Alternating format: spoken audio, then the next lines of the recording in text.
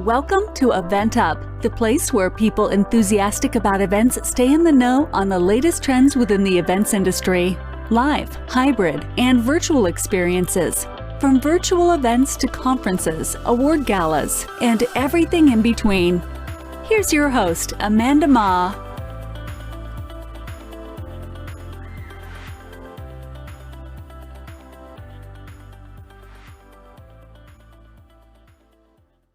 Hello, welcome to EventUp, the place to get the latest and greatest in event industry news, ideas, and topics. In this episode, we will be discussing all things events, how crisis creates opportunity, and new skills we have gathered from past 2 years. Today, I'm joined by Shelly Pisors, Senior Vice President, Director of Events and Contribution with Comerica Bank. Shelly began her career in sales and operations, and it was Comerica Bank that opened up the doors to marketing earlier in her career. Today, with Comerica Bank, her responsibilities include directing the field marketing and telemarketing teams in support of lead generation and sales through sponsorship and event management and appointment setting initiatives. In addition, Shelly is honored to support charitable organizations and the communities they serve across the Comerica footprint as the Director of Corporate Contributions and President of Comerica Foundation. Let's jump in, Shelly. Thank you, Amanda. So happy to be here. We're so happy you are here. We talked previously and just really connecting about our passion for events and our journey in the event industry. So when I was thinking about who to invite to our podcast, your name popped up. Can you just share with the audience, how did you get into this industry? Of course. Well, as you mentioned in my bio, I actually started out on the operations and sales side. And actually, Comerica Bank brought me in, in the mid-'80s. That's a long time ago. I'm dating myself. In the mid-'80s as a member of their discount brokerage team. I was trained in financial services and licensed at the time. And in that process, they started talking to me about whether or not I wanted to be in the product management and marketing division for investment products.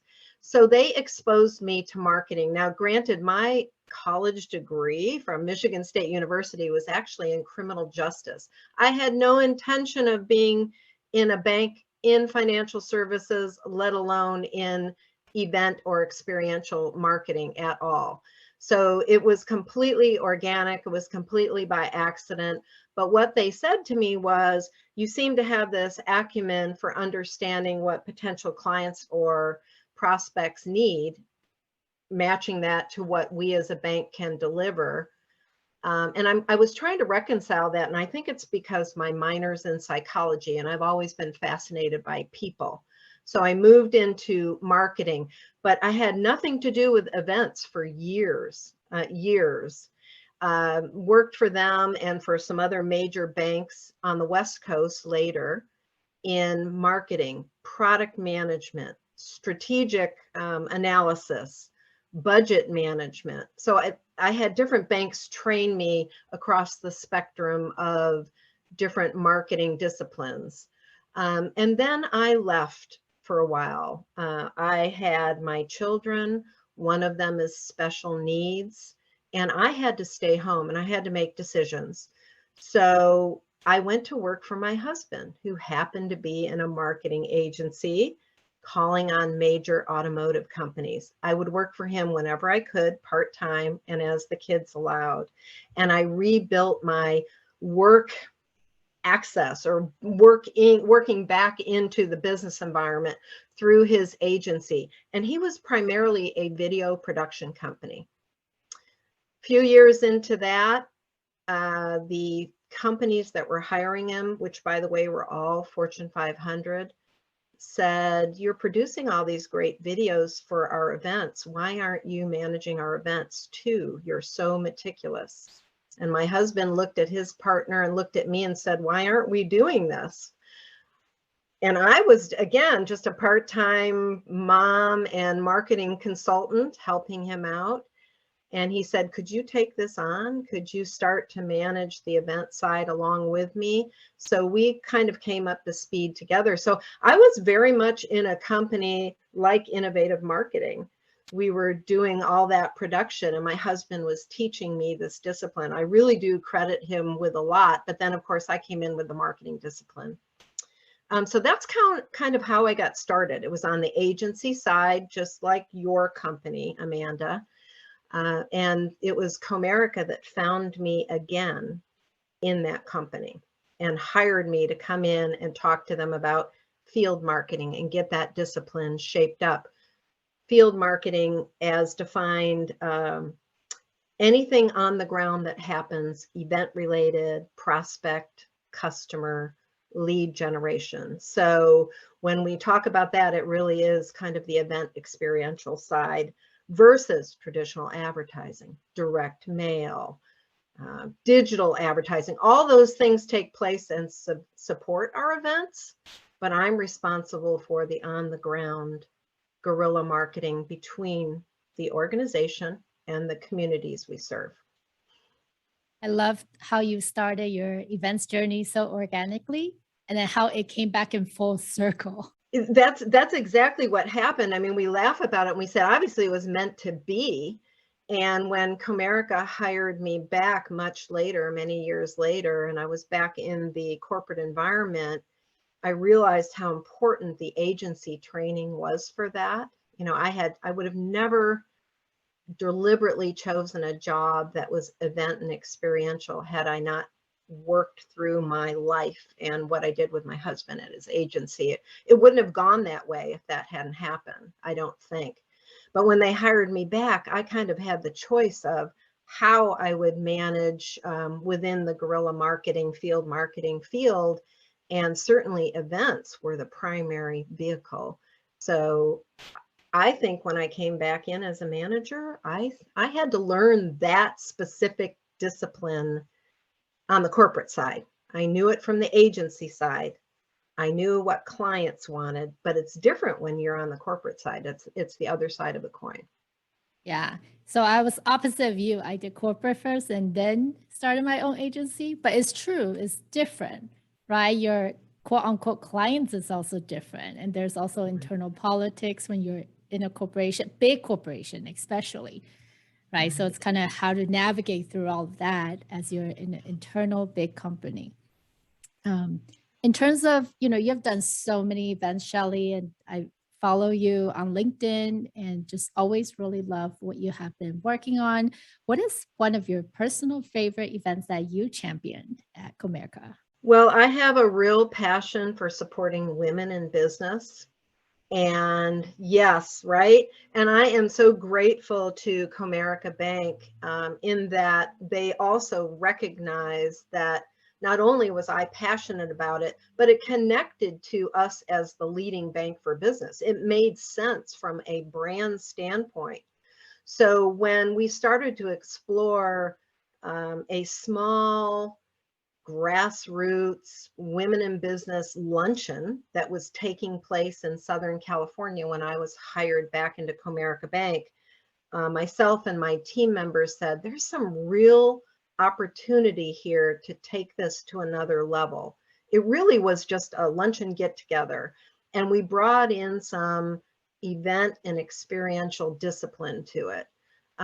We started marketing it out to a broader market, but again, it just started in Southern California, and I was trying to decide what to do with it.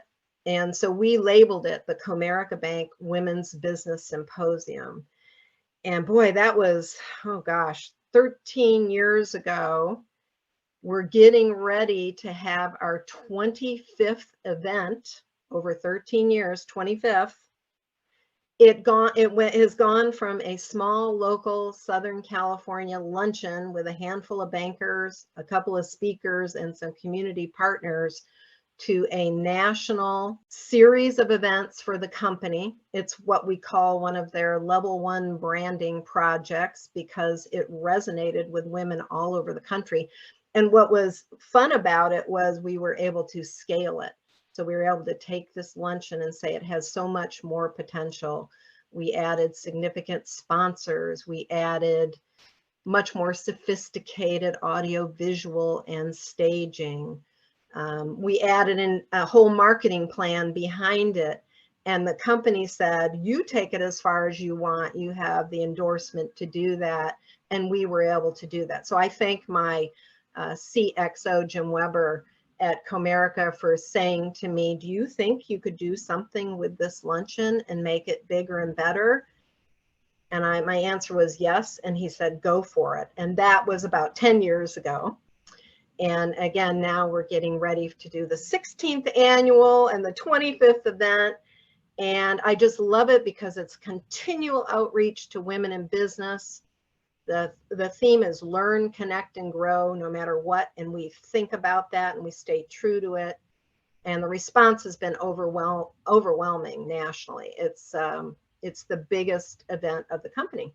So it's a passion too. It's a passion project. I love that because you're able to combine your skill and as well as your passion, right? I'm also huge on women empowerment. So when I saw that event, I was like, oh my God, this is fantastic. And you have some great speakers I saw in the past that would, be featured as part of the event. So it's congratulations to you for championing that and really taking it from Southern California and expanding it national, because now more women can benefit from it. We're help lift each other up. So I love that. That's right. That's right. Comerica's put a lot of resources behind it. My whole team works on it. And that's one thing I will also say, and you know this as well, I'm surrounded by a team of amazing people who make all these events happen. It's not just me. I couldn't do anything without them. And just ironically, at least at this moment in time, the field marketing event team happens to be all women. So that's just coincidental. I always, try to mix it up. We hire different people for different things, but as of this moment in some of our best events, it happens to be a whole team of women. So I'm always happy about that. That's great. Rock stars behind you. That's right. Yeah, but I love that also your company supports it, right? Because if you don't have the backing, then it won't have legs. But the fact that they back you and say, Shelly, this is such a great initiative, go for it. It allows you to really expand. So it's wonderful. And you have proven to them it's successful too. So finding that balance. Wonderful. I say crisis create opportunity. So what would you say in terms of some of the ideas or skills you learned due to the pivot over the pandemic? Well, there is nothing good about a pandemic that affects so many people, right? I mean, it's serious illnesses. We've all lost people we know. I think it's been a real crisis for the country. But on the flip side of it, it was a huge event reach and experience opportunity for us as a company. We were very quickly out of the box when we got shut down at the beginning of 2020. And again, I've got to credit my agency experience and my husband who trained me in video and broadcast. I would not have had that experience. And in fact, I actually had not used that experience at Comerica. It was, because we were doing live events before COVID. The focus for Comerica is on, and it still is on, relationship building. And the best relationship building is done in person. But there was no choice of that when we all shut down. And I was able to quickly back up, sit down with my team and say, we're not going to go quiet, even though we've completely shut down. And actually within 30 days of the kind of March 2020, you have to go home now and stop your events, cancel them. Within 30 days, we had a full slate of plans for virtual events, online events, broadcast events. And again, because of my agency experience at that company with Fortune 500 companies, we had provided satellite broadcast services and video production services for some big companies. So I fell right back into that experience, hooked up with our incredible audiovisual production team based out of Detroit, the company that we prefer to use for some of that sort of capability and access. And we were producing online content, visual online content. Now, I have to say that first summer was a little rough. We tried different topic areas. We knew we wanted to bring the Women's Business Symposium virtual, but we were trying to figure out how to make it experiential online, which is very challenging.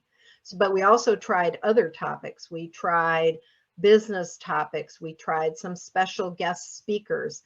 Some of them were successful. Some of them were kind of a little bit of a test and learn failure, which means we didn't connect to the right audience, or maybe we didn't have the right content, or we hadn't brought them together. But that was okay. Again, I'm working in an environment where I was encouraged to test and learn and try it out. And over that first summer, we actually produced 10 online events very quickly. And I think I found in watching what was going on online that we were definitely ahead of our main competitors. We were out of the gate really fast, and it was because of that experience that I had, fortunately.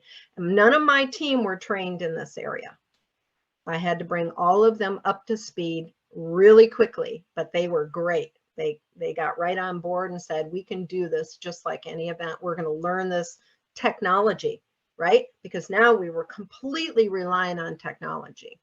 100%. So by fall, we released a virtual Comerica Bank Women's Business Symposium, and it was pretty successful because we had kind of built up experience over the summer. And what was great about it was we were no longer limited to one geography. We blasted it out across the whole country, across all of the prospects and customers who had joined us in person the previous 3, 4, 5 years. And they attended in droves. The engagement was tremendous, and it was just a lot of fun. And from there, we were good to go. We kind of knew what the formula was. We knew how professional we needed to be. And let me back up and say, we actually don't think of ourselves as event producers. We're producing experiences. And there's a significant difference in that. An event is a one-way delivery. An experience is a two-way. And that was especially critical during the COVID time, because how do you make virtual engaging and two-way? And we tried a lot of different things. Even if they didn't know what they were going to do or how they were going to do it, knowing that the industry was so hard hit, we went back to them and said, you're going to learn with us, and we're going to keep you engaged. In other words, we're going to get contracts with you. We're going to pay you.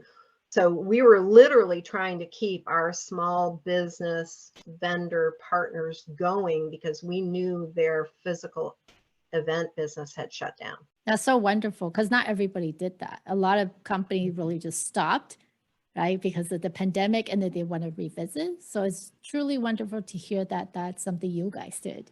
You know, for us, like, we also didn't stop. We pivoted pretty quickly.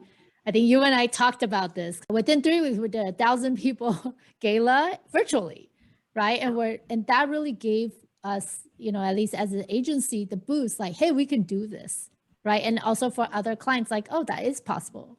But my favorite part about what you share is that the fact that events is not just an event, because that's, Shelly, this is why we connect, okay? Like, for us, it's an experience. So if you go to our website, we say we're an experience agency. And sometimes people don't understand that. They're like, what is that? I'm like, let me explain to you, right? But it's very different. And when I remember starting out the company, I didn't want to do just events. We wanted to create these experiences that people walk away and like, oh, that's the best event I attended. Or like they still remember 10 years, 20 years later, right? Like the women's event you produce, you're going to leave a legacy. Even in the future when you retire, people will be like, hey, who created this? And your name is going to come up. I hope so. I hope so. But again, it's not an I, it's a huge team, right? Every one of those experiences, there's 30 or 40 people working on those to make it really happen. Yeah. Awesome. And then, so are you guys doing more in-person events, or are you still virtual, or are you hybrid? Hopefully experiential improvements, because we're always trying to do that.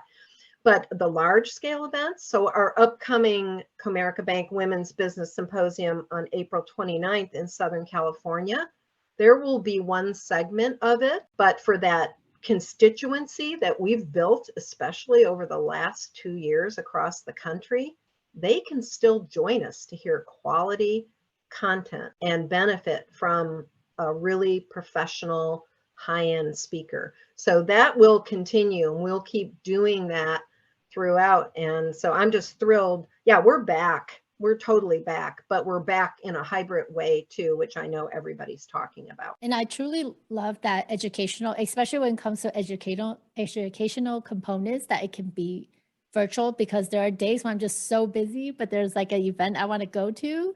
And the fact that I can now, like at the end of the night and put my kids to sleep, I can now like hit replay and be like, oh, I didn't miss Shelly. I get Shelly now at 10 p.m. at night, right? But it's great because normally if we didn't have virtual, then just like I missed that opportunity. So now we have a lot more access. And what the choices? Who doesn't want a choice, right? Yeah, according for to your sure. schedule. Yeah. So in addition to that, are there any other new trends that you're seeing that will be coming up for the new year? So why are they just streaming out a video and there's no way to chat? There's no way to talk. There's no way to do anything. It was so boring, Amanda. I almost, and not to mention we get Zoom fatigue, right? We get Zoom fatigue, no question. So we knew we weren't going to do that, and we tried different technologies, and we finally landed on using a platform called SpotMe, which we really enjoyed a lot, and our attendees loved it. They could talk to each other. They could provide their sentiments, if they wanted to.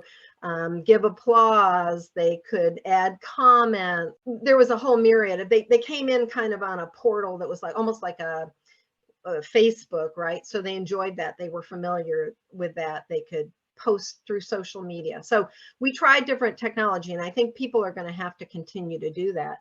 Not only that, you need to make sure for just event and experiential marketing that you are collaborating and sharing, right? We could hire Innovate Marketing to do one component of event. I could hire another company in Michigan to do another component. We all have to work together as a team, and that's very possible. So if companies aren't using platforms like Google Docs, SharePoint, Workfront, Basecamp, Asana, there's something wrong, because you need those collaborative sites to get that done quickly and efficiently. So I think technology is the key. And I have seen people who are maybe old school event trained really stumble if they're not willing to learn the technology and also do some trial and error again. Maybe you don't sign up for the big expensive package until you try 2 or 3 things out, even down to like event registration. I've used Certain, I've used Cvent. We're currently using Splash That. And sometimes technology changes over time too, like maybe Cvent doesn't work for you anymore and you got to look for new things. So, but it's all about the technology. So I'd say if you're not exploring that, you're going to be left in the dust. For us to make our events, I always call it one, not only working smarter, right? Back in the day, registration was Excel sheet, right? And then it's like, it gets better. Now you have tools, but if you're not using those tools, how are you leveling up? Because part of the experience is like registration and getting on the platform. And you're right, Shelly. Like I've been to events where they just function the chat, and I was like, I want to engage with other people that are on here, right? And then I think the intent for that specific event was they don't want people to have side conversation. But to me, that's where engagement comes in. If anything, it's like, oh, Shelly's such a good speaker. I want to connect with her. Or you'll see sometimes they give each other additional support, right? Or recommendation. And those are very organic. We are definitely a pro chat and pro engagement. And that's, again, like you said, it goes back to it being an experience rather than an event. Right? Because there are some, you just go on, you're like, okay, so I'm just watching a video. How is this different? The last thing is boring. Exactly. And we live in a media world. We live in a media world. We live in a social media world. And if you can't step up to that level, you will not reach your potential audience, right? I mean, that's the bottom line there. Even our straightforward, I'm in a financial services company. So not every bit of content is really exciting. And in some, some of it can be a little bit of what I call a drier delivery. It could be news on the economy. It could be news on investment. That's serious stuff, right? But you still need to have the opportunity to engage, open the chat up, have those conversations, respond to those questions. And the way you frame your experience, if it's online, it better look professional. We set up a whole newscast look. If people didn't know it, they might have thought they were looking at MSNBC or CNN, not Comerica Bank. But it was all branded Comerica Bank everywhere. And people were like, wow, this is really professional. It was just simple things like that, though. Thinking about what people see on TV, what people see on social media, and how they engage today. Definitely. And we have a tagline here. It says, life is too short for boring events. I love that tagline. Yes, that's definitely my mantra. So what's your overall event approach? So the overall approach is we always start with, well, now I'm in a corporation again. So first of all, I'm thinking about how we present our brand, right? Before we actually design an event, we're thinking about how to reach the person we want to reach. Who are they? What do they want to hear? What do we know about them? Where do they live? What is their persona? With a financial services company, what kind of journey might they take coming to us from another financial institution? Pretty much everybody we talk to is either saving money, wants money, needs to deposit money, or is using money in some way. So there's a lot of competition out there. So you have to think for your guests, think about them before you even design anything. And that's one of my key takeaways. If you're not sitting in their shoes, you're doing your entire event a disservice. So we think for the guests, and then you have to think, well, how do you want them to feel? And you alluded to that earlier. In the fun events, we call it surprise and delight, right? And the key is making something memorable in some way. Memorable. It's not necessarily what they hear, although what they hear from a financial institution should be accurate and it should be great quality content. We work on that, but it should be, how did they leave the event? You were saying that before. Oh my gosh, I remembered Comerica Bank did XYZ. That was really cool. That was really great information. And the interesting thing is when we survey on our events, they might not necessarily tag on any specific content. They might just say, this was the best event I ever attended. And they might not say exactly why, but that's what they're going for. When we ask them, would they invite somebody else or would they come back again? They resoundingly say yes. So obviously we're getting to the, how did we make them feel, right? They created this emotional connection to Comerica Bank. And since we have so much competition, and because banking and managing money is emotional, that's key. That's really key for us. And I think that's maybe where my criminal justice degree comes in and all that psychology. I'm going to guess, but we try to understand people. Yeah. Got it. Tying it in. Those 4 years count. Yeah. That's wonderful. I mean, one of my favorite stories to share is, we actually, one year we did a hotel grand opening. And then for that event, our client actually allowed us to invite some of our, top clients too. So, but they get invited a lot. And they say, oh, just me. I say, you and your wife could come. He said, just me. He got to the event, walked around, and then within 10 minutes, he called his wife and say, Jennifer, you need to get over here. It's super awesome. So she took an Uber, came, and they stayed all the way till the end. And then as they were leaving, they say, hey, Amanda, next time you have an event like this, can you please let us know? We want to go to all of these. They just had so much fun, but then, and that still stays with her, right? And then, so obviously we made him look good, so he's happy, so that's wonderful. Ultimate compliment. Yes, definitely. us as planners, we thrive on that, right, Shelly? It's like waiting for that. I'm waiting. No, that's great. And then is there anything we should be on the lookout for that your company is doing for this upcoming year? We're going to make the Comerica Bank Women's Business Symposium bigger than better than ever. So there's a couple of things that I do when we think about event design, and we always take a hospitality approach. So whenever anybody enters our event, we want it to feel like they've been welcomed into our home. And I learned that from working with some major restaurant and food and beverage clients when I worked with my husband. It's that warmly welcoming feeling. And so we design our events that way so they feel like they're an honored guest. So we're going to take the Women's Business Symposium and we're going to try some new things this year to extend that hospitality. And it goes again to that idea of surprise and delight.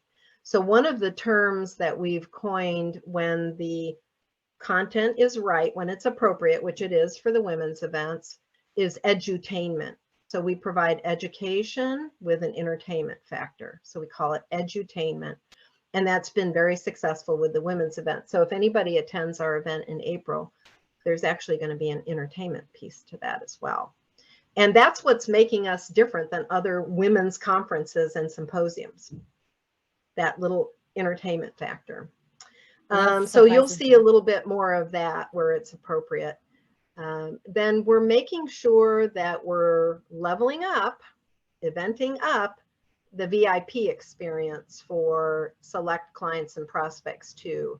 Again, we're going to provide them access to things that maybe they can't get anywhere else where we have access. So that's going to be interesting. Can't divulge any secrets, but there's something, if you've heard of the red carpet, and well, we're Comerica, our color is blue, so there's going to be blue carpet experiences happening.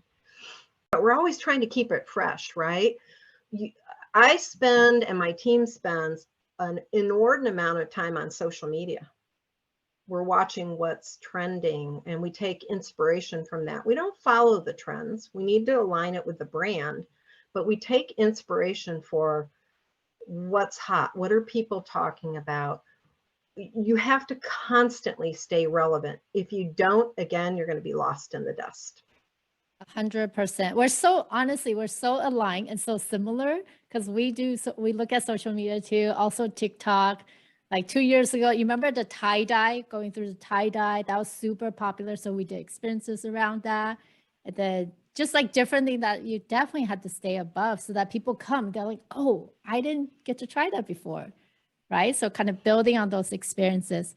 Shelly, there's been so many great golden nuggets and pro tips that you have shared. Is there any additional advice before we wrap up today? I think you need to look outside your industry or what you do routinely every day and make sure you, again, are staying relevant and you're really absorbing what's happening out in the world and how you can apply that. I think I'm fortunate because I have a brother who retired not that long ago from NBC Universal. So he had a different look at events and experiences from the theme park side. And then I have a son who worked for a very high-end fashion designer in New York. And if you think about runway shows, they're crazy creative, right? So look outside of your industry, your brand. I'm in financial services, so I love to watch food and beverage, automotive, and then sometimes obscure industries like what's going on in waste management. And we bring these thoughts into financial services through experiential design. Love it. So many key takeaways. Some of my favorite from today is be an experience rather than an event. That's huge. So love that you touched upon that so much, as well as, when you design for an event is that hospitality approach. I actually never heard anyone explain it that way. So I love that. And especially the warm, welcome feeling. I mean, who doesn't love that? And last but not least, continue to be in touch with what's going on so that you don't get left behind, whether that's in the events you put together or technology. So those are some fantastic pro tips. I'm so glad we had you on here. Shelly, what's the best way for the audience to get in touch with you? I would be pleased if anybody is welcome to link up to me on LinkedIn. That's my favorite platform. I talk about events there. I talk about women and supporting women, my passions. I also talk about my community service and what I do as the contributions director for Comerica Bank. So reach out to me, invite me to join you on LinkedIn. And then if you want to talk to me directly, direct message me right through LinkedIn. That's a great platform for that. And I enjoy it. I love that business circle. That's wonderful. Amazing. And when we were talking about what lined up we want for March, because it is Women History Month, we thought Shelly would be perfect. Because one, I mentioned we're big on empowering women. So really month we dedicated to highlighting event professionals that are women, right? So I feel like that doesn't really exist sometimes. So I'm so grateful that we have this platform that I could use to elevate people in our own industry. Because I see it in many other industries, but not as much in events. So it's so wonderful. Thank you, Shelly, for joining us today. And for those of you that are tuning in, if you have any question or interested in getting in touch with Shelly, she's such a warm person. Reach out to her. She kind of opened herself up and she said you can message her. But, she's just full of knowledge. And I feel like every time I talk to her, I learned something new. And I love that we dive in a little bit deeper today because there's so much alignment in terms of like what we're trying to do when it comes to events, right? And level up that experience. So grateful for your presence, Shelly. Thank you, Amanda. It was really, really fun. Happy to share. You talk about Women's History Month. Remember, I've been in business 40 years. I got a lot of history. Like you can't even tell. Her lighting is so good or whatever she's doing. Good genes. Good genes. Good genes. Yes, good genes. Thank you for listening. Tune in next time on EventUp.